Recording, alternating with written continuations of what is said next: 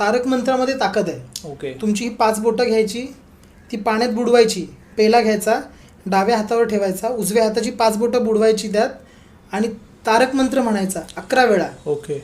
आणि ते अभिमंत्रित जल आहे ना तुमच्या संपूर्ण घरात शिंपडायचं. ओके.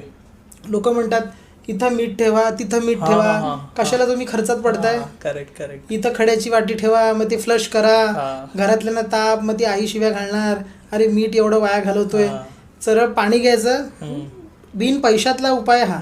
पाणी घ्यावं, त्यात 5 बोटं डुबवायची आणि तारक मंत्र 11 वेळा म्हणायचा. ओके. आणि ते अभिमंत्रित पाणी तुम्ही घरामध्ये शिंपडा. एखादी आजारी व्यक्ती असेल, रोगी व्यक्ती असेल, त्याला ते तीर्थ म्हणूनच तुम्ही द्या. पेढा तुमच्या हातात आल्यानंतर तुम्ही प्रसाद म्हणून ग्रहण केलात तर तो तुम्हाला बाधणार नाही, पण तुम्ही मिठाई म्हणून खाल ना अतिरिक्त तर तो तुम्हाला बाधणार. करेक्ट. ज्याने विठ्ठल